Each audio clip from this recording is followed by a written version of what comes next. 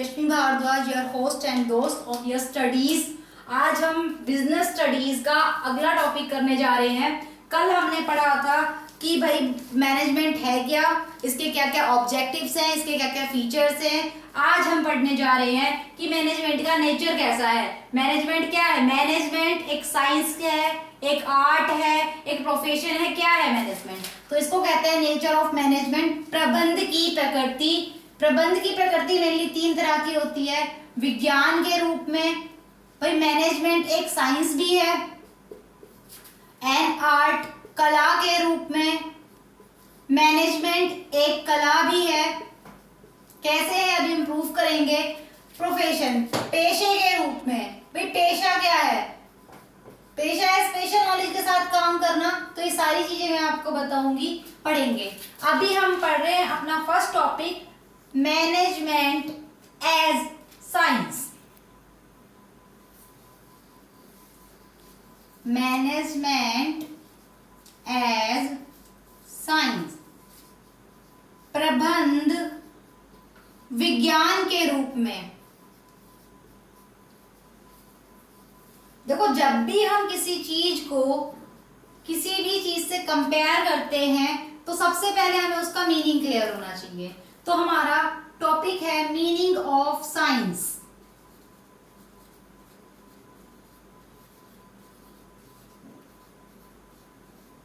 विज्ञान का अर्थ। हम विज्ञान की बात कर रहे हैं। अब आप कहोगे मैडम वही साइंस, पौधे, जंतु वंतु ये सब। तो बेटा यहाँ हम मीनिंग ऑफ साइंस की बात इसलिए कर रहे हैं कि भाई साइंस क्या होती है और मैनेजमेंट को हम साइंस क्यों कहते हैं। तो चलिए हम पढ़ेंगे। Science refers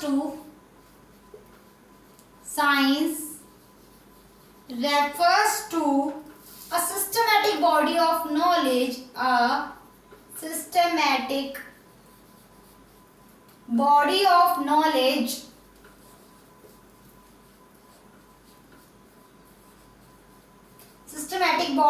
knowledge that explains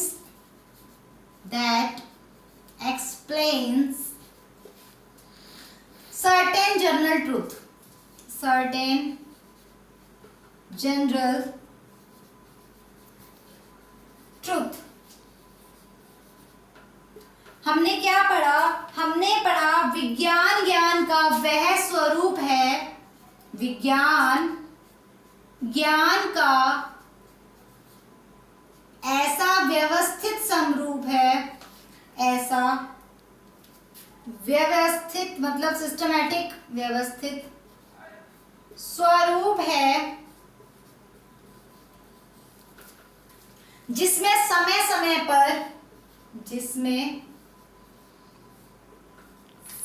समय पर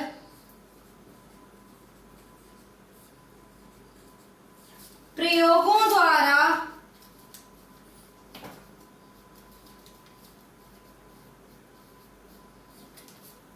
सिद्धांतों को निर्धारित किया जाता है। सिद्धांतों को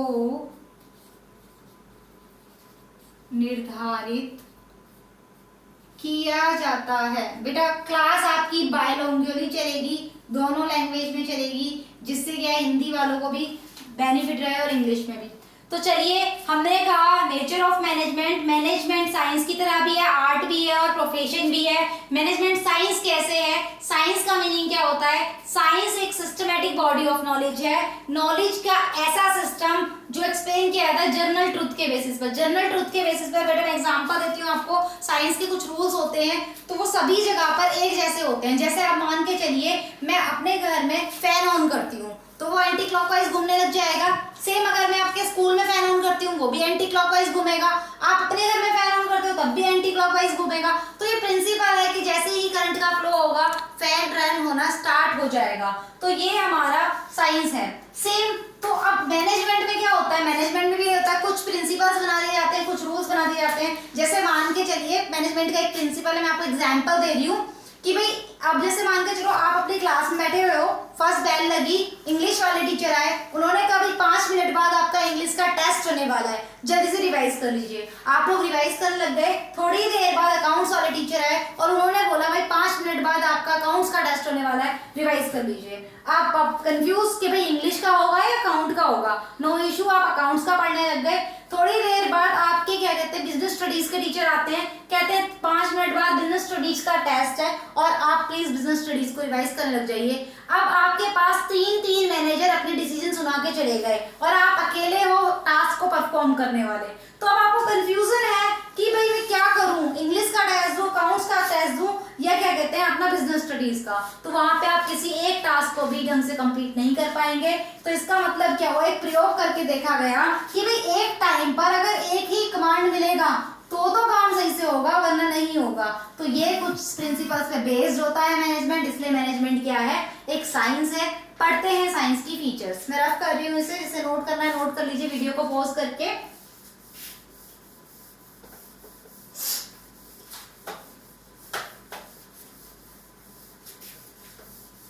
बात समझ में आई कि भाई जो मैनेजमेंट है उसे साइंस क्यों कहा जाता है, क्योंकि साइंस के भी खुद अपने रूल्स एंड प्रिंसिपल्स होते हैं और उन्हीं पे वो काम करता है। इसी तरह से अपने क्या कहते हैं मैनेजमेंट के भी कुछ प्रिंसिपल्स होते हैं, कुछ रूल्स होते हैं जिनकी वजह से वो काम करता है। अब हम लिख रहे हैं कैरेक्टरिस्टिक्स या फीचर्स ऑफ साइंस। क्या फीचर्स हैं साइंस की जो मैनेजमेंट में भी पाई जाती हैं? विज्ञान की विशेषताएं या टेस्टिंग ऑफ साइंस। तो चलिए पढ़ते हैं। फर्स्ट मैंने आपको पहले ही बताया था, ये एक सिस्टमैटिक बॉडी ऑफ नॉलेज। जो भी हम मीनिंग पढ़ते हैं ना, आधा काम तो वहीं से हमारा सॉल्व हो जाता है। Systematic body of knowledge, systematic body of knowledge.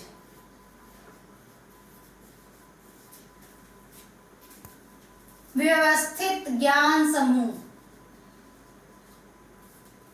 देखिए मैं आपको बता रही हूं कि भाई किस तरह से हमारा जो मैनेजमेंट है वो साइंस है। साइंस में एक सिस्टमैटिक बॉडी ऑफ नॉलेज होता है, कुछ फैक्ट्स होते हैं, उनके बेस पर कुछ प्रिंसिपल्स बनाए जाते हैं। ऐसे ही मैनेजमेंट होता है, सबसे पहले ऑब्जर्वेशन की जाती है, फैक्ट इकट्ठे किए जाते हैं और फिर जाके कोई ना कोई प्रिंसिपल तैयार किया जाता है। तो that is systematic body of knowledge. आगे हम पढ़ेंगे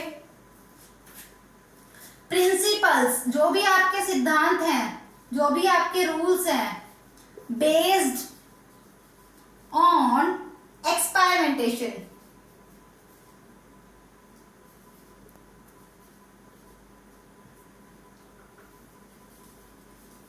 अब हम बात कर रहे हैं कि जो भी प्रिंसिपल्स हैं वो क्या कहते हैं, एक्सपेरिमेंट पर डिपेंड करते हैं।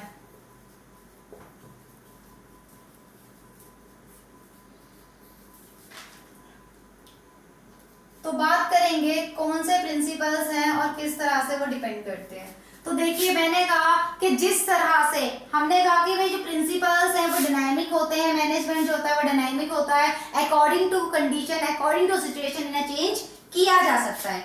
Next one is universal validity.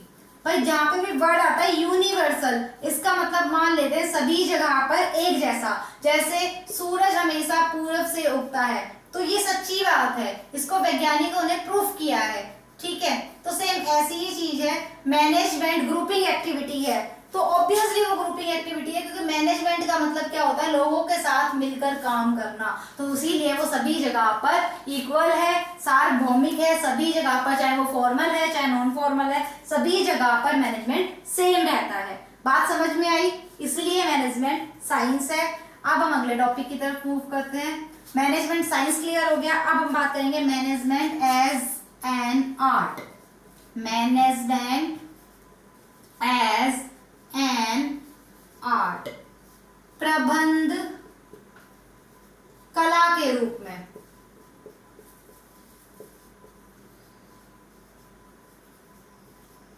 तो चलिए पढ़ते हैं मैनेजमेंट को कला के रूप में। तो ये सब पढ़ने से पहले हमें पता होना चाहिए आर्ट होता क्या है। तो हम पढ़ेंगे मीनिंग ऑफ आर्ट, कला का अर्थ।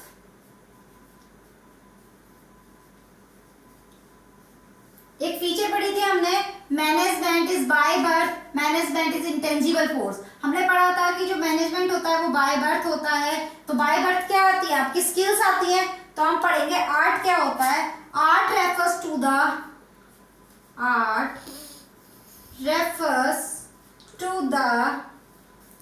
practical application of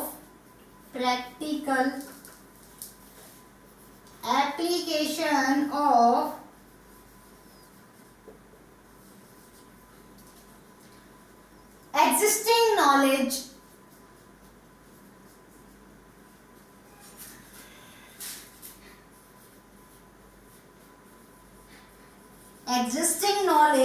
skillfully।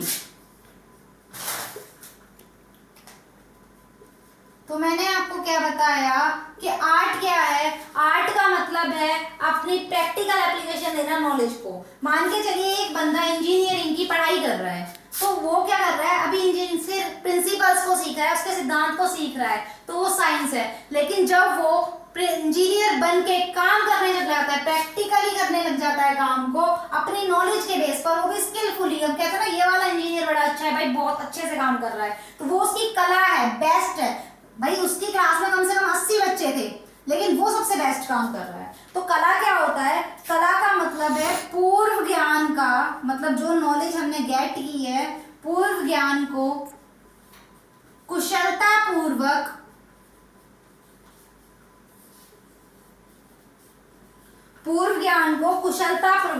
व्यवहार में लाना। भाई जो आप काम सीख रहे हो वो किस लिए सीख रहे हो, ताकि आप प्रैक्टिकली उसे करके दिखा सको। तो ये जैसे अब हमने बीएड की पढ़ाई की, बीएड की पढ़ाई हमने क्यों की थी, कि एक अच्छे टीचर बनने के लिए, ठीक है। तो भाई अब अगर मैं अच्छे से टीचिंग ही ना करूं तो क्या कहते हैं, मेरी तो जो आर्ट है वो निकल के आई नहीं। तो चलिए एग्जांपल देती हूं मैं। जैसे मैंने कहा टू स्टडी सीए आपको पता है कॉमर्स का कोर्स होता है। एक बंदा अगर सीए कर रहा है तो उस टाइम वो क्या कर रहा है, तो वो एक साइंस है, वो अभी सीख रहा है उसे। और अगर टू वर्क एज सीए, अगर वो काम कर रहा है सीए बनकर, अब वो सीए बन चुका है, सीए पास कर चुका है, अब वो सीए बनकर काम कर रहा है, तो ये क्या हो जाएगा, ये उसकी आर्ट हो जाएगी कि भाई ये वाला सीए बड़ा अच्छा है, बहुत अच्छे से सारे अकाउंट्स को मैनेज करता है। चलिए अब हम चलते हैं आगे, हम पढ़ेंगे फीचर्स ऑफ आर्ट। आर्ट की क्या क्या फीचर्स होती हैं, आप इसका मीनिंग प्लीज नोट कर लीजिए। वीडियो को पॉज करके जैसे भी आपको सूटेबल लगता है।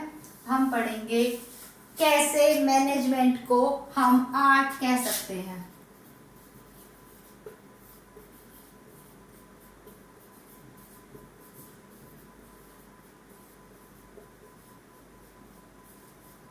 चलिए तो हम इसमें पढ़ते हैं first point, existence of theoretical knowledge.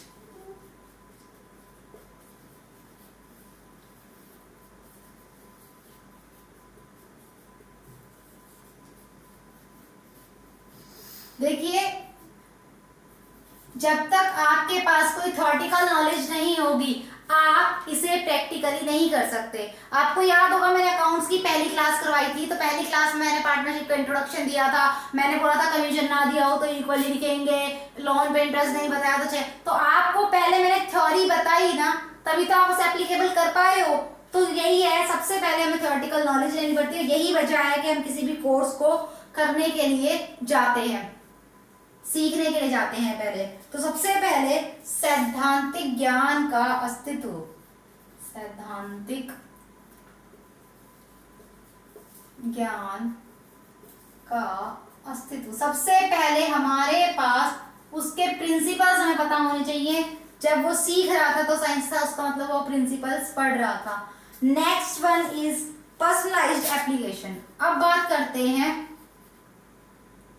Personalised application, ये क्या होता है बेटा। देखिए जो आर्ट है ना वो हर बंदे की अलग अलग होती है, हर कोई बंदा अपने अलग तरीके से करता है। अब आप देखोगे किसी का समझाने का तरीका अलग होता है, किसी का समझाने का तरीका अलग होता है, कोई किसी दूसरे ढंग से समझा होता है, बात वही कह रहा होता है लेकिन कहने का तरीका अलग होता है। कभी आपको किसी की बात समझ आती है, कभी आपको किसी की बात समझ आती है। ऐसा क्यों है? क्योंकि सबकी पर्सनल स्किल अलग अलग है, सबका लेवल ऑफ नॉलेज अलग अलग है, सबका समझाने का तरीका अलग है। बात वही कहनी है लेकिन किस तरह से कहनी है कि सामने वाला समझ सके, तो दैट इज पर्सनलाइज्ड एप्लीकेशन। जैसे आपने देखा होगा एक पेंटर होता है, उसे लिखना नहीं आता, उससे बोलो कि भाई एक काम कर, एक यस स्टडीज का फटाफट से बोर्ड तैयार कर दे, तो उसको क्या कहते हैं, लिखना नहीं आता, लेकिन हमने उसको लिख के दे दिया यस स्टडीज। अब वो उसे इतनी प्यारी राइटिंग में लिखेगा, इतनी अच्छी क्रिएटिविटी में लिखेगा जितना हम खुद नहीं लिख पाते। अगर हम लोग भी करें तो इतना अच्छा नहीं बन पाता, जबकि हमें पूरी स्पेलिंग भी आती है, पूरी नॉलेज भी है। तो वो उसकी एप्लीकेशन है, वो उसके लिए जरूरी है, उसे आता है, वो उसकी कला है। Next, based on practice and creativity.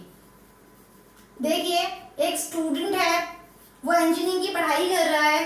अब क्या कहते हैं, उसकी क्लास में 80 स्टूडेंट हैं, सारे सेम स्टडी कर रहे हैं ऑब्वियसली, तो सारे इंजीनियर बनेंगे? हाँ जी बनेंगे। अब उनमें से एक बंदा है जो बहुत ही अच्छा कर लेता है। ऐसा क्यों? जब उसकी ट्रेनिंग चल रही थी ना बेटा, तो उसने क्या करा, बहुत सारी प्रैक्टिस की, बहुत सारी क्रिएटिविटी की, हर बार कुछ ना कुछ नया किया अपनी कला को इम्प्रूव करने के लिए, अपनी आर्ट को इम्प्रूव करने के लिए। तो सेम ऐसा ही मैनेजमेंट में होता है। एक बंदा मैनेजमेंट के डिसीजन ले रहा है, तो वो क्या कर रहा है, बार बार प्रैक्टिस कर रहा है, बार बार कोई ना कोई डिसीजन मेकिंग प्रोसेस में इन्वॉल्व हो रहा है, जिससे क्या हो रहा है, उसका जो है और जो क्रिएटिविटी है, उसकी जो आर्ट है, वो और बढ़ के और अच्छे से सामने आ रही है। तो यही वजह है कि मैनेजमेंट एक आर्ट भी है। चलिए अब हम चलते हैं आगे। मैनेजमेंट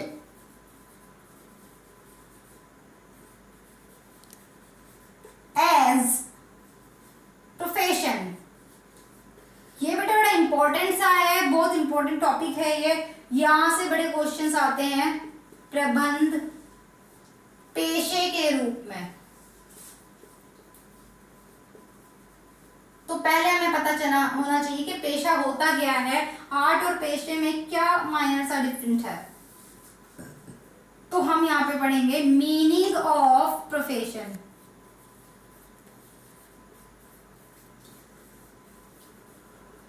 तो प्रोफेशन होता क्या है, पेशे का अर्थ। कई बच्चे तो समझ रहे होंगे और कई बच्चे नहीं समझे, तो मैं समझाती हूँ पेशा होता क्या है। बेटा पेशे का मतलब है कोई स्पेशल नॉलेज। जैसे अभी आपसे पूछा कि आपके फादर क्या करते हैं, आपने कहा जी वो जॉब होल्डर है, किसी ने कहा वो डॉक्टर है, किसी ने कहा वो टीचर है। तो ये जो पहचान है ना, ये आपके प्रोफेशन है। आपको एक स्पेशल नॉलेज है, उसी के नाम से आप जाने जाते हो। तो हम लिखेंगे profession refers to the economic activity.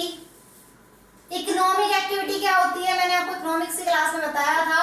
Economic activity का मतलब होता है कोई भी ऐसा काम करना जिससे पैसा जनरेट किया जा रहा है, which is conduct by a person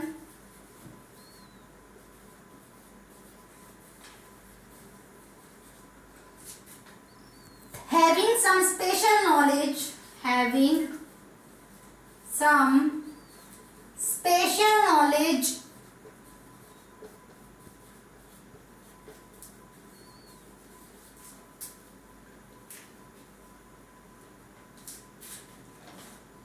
and skill to serve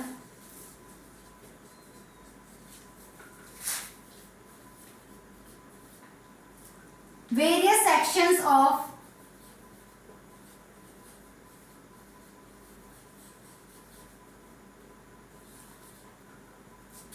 society. क्या लिख दिया मैंने, ये एग्जाम्पल डॉक्टर्स, टीचर्स एक्सेट्रा। चलिए बात करते हैं कि प्रोफेशन है क्या।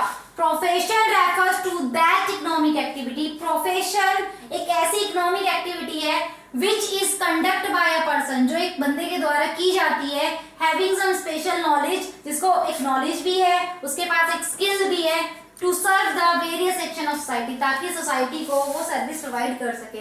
पहली बात तो प्रोफेशन की बात की जाएगी, तो यहाँ पे सर्विस प्रोवाइडर माना जाएगा प्रोफेशन को। क्यों माना जाएगा?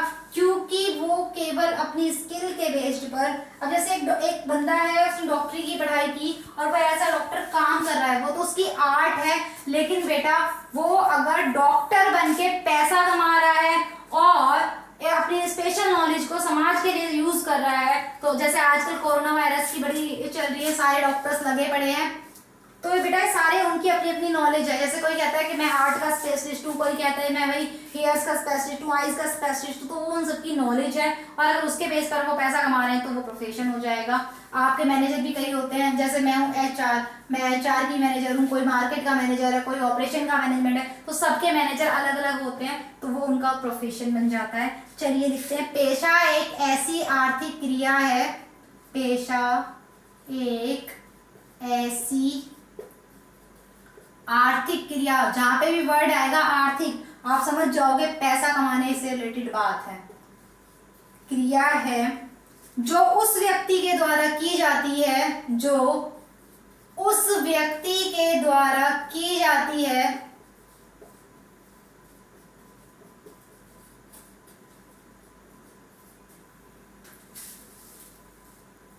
जिसके पास किसी काम को, जिसके, बेटा मेरा थोड़ी हिंदी ना अजीब सी है, मैनेज कर लेना बस, जिसके पास किसी काम को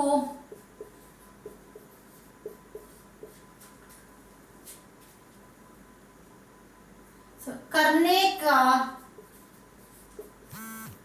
एक विशेष ज्ञान होता है और जिसका प्रयोग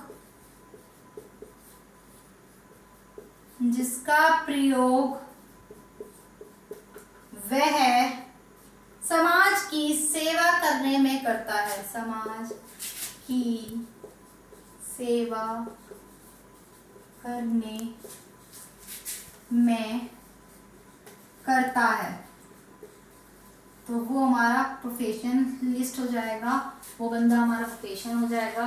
क्लियर हुई मीनिंग और डेफिनेशन? चलिए अब हम इसकी फीचर्स पढ़ लेते हैं। मैं रैप कर रही हूँ, आप प्लीज इसे नोट कर लीजिए जूम करके, जैसे भी आपने वीडियो को पॉज करके जैसे भी करना है।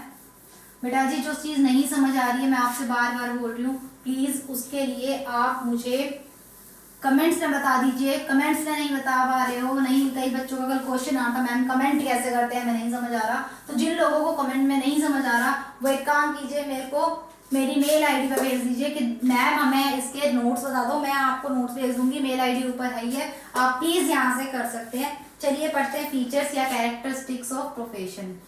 कैरेक्टरिस्टिक्स या फीचर्स ऑफ प्रोफेशन। पेशे की विशेषताएं।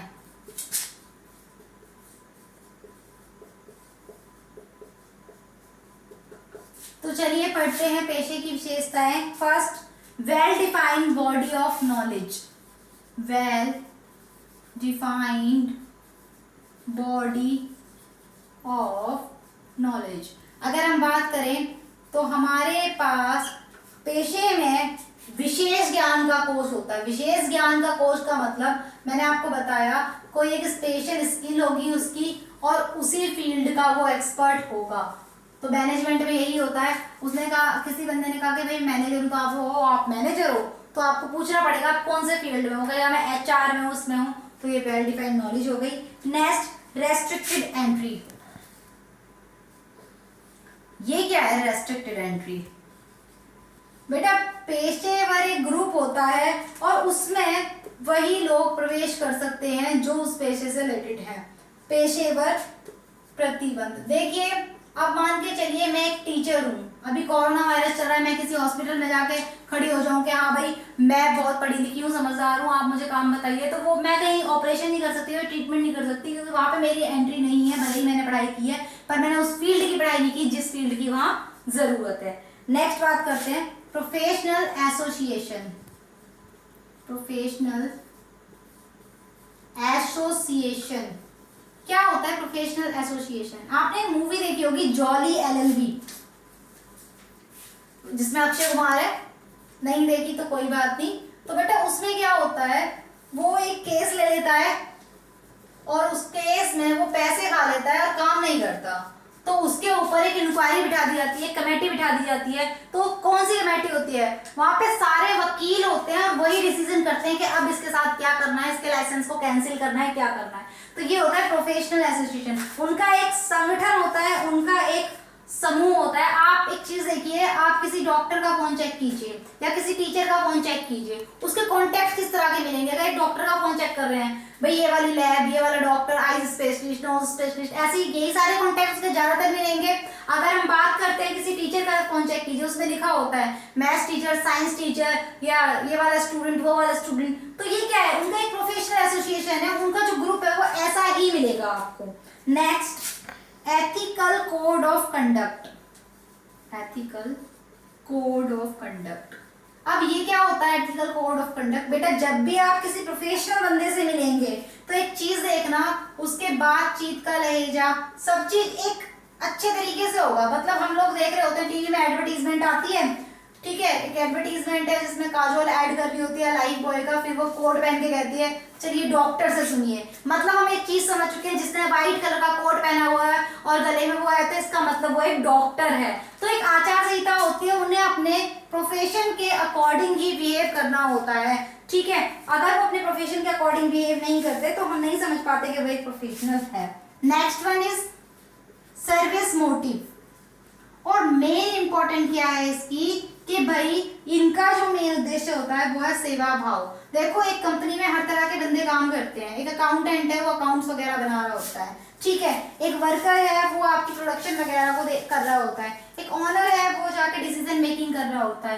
तो ये सारे के सारे अपने अपने किसी न किसी काम में लगे हुए हैं। अब एक वर्कर को देखो, वो प्रोडक्शन कर रहा है, मशीन वगैरह चला रहा है, प्रोडक्ट बना रहा है, तो वो क्या कर रहा है? वो अपना प्रैक्टिकल वर्क कर रहा है। लेकिन एक मैनेजर को देखो, जो किसी चीज पे डिस्कशन कर रहा है, थोड़ी देर की मीटिंग ली और उसकी सैलरी उस वर्कर से ज्यादा है। क्यों? क्योंकि वो अपने थॉट्स एंड आइडियाज को शेयर कर रहा है, वो सेवा दिखा रहा है, अपने माइंड को यूज करके वो अपनी ऑर्गेनाइजेशन को आगे बढ़ाने की कोशिश कर रहा है, सेवा भाव दिखा रहा है। तो हमने पढ़ा, तो हम कह सकते हैं इसका क्या कंक्लूजन निकला? दस द मैनेजमेंट, जो एक मैनेजमेंट है, इज अ साइंस, एक साइंस भी है वो, क्योंकि उसके खुद के रूल्स एंड प्रिंसिपल्स होते हैं। एंड आर्ट, वो एक आर्ट भी है क्योंकि हर बंदे की एक पर्सनल स्किल होती है काम करने की। एंड अ प्रोफेशन, और वो एक प्रोफेशन भी है क्योंकि उसका अपना एक एथिकल कोड ऑफ कंडक्ट होता है, एक स्पेशल नॉलेज होती है और उसी के बेस पर काम किया जाता है। Is that clear? तो ये हमारा अगला टॉपिक खत्म हुआ। जिसको नहीं समझ आया वो मुझसे कमेंट्स में बता सकता है, मुझे बता दो। जिसको नोट्स चाहिए, मैं प्रॉपर एक्सप्लेन, ये सारी चीजें एक्सप्लेन करके पूरे नोट्स आपको सेंड कर दूंगी। ये मेरी मेल आईडी है yashmisharma83@gmail.com। चलिए, thank you, have a nice day.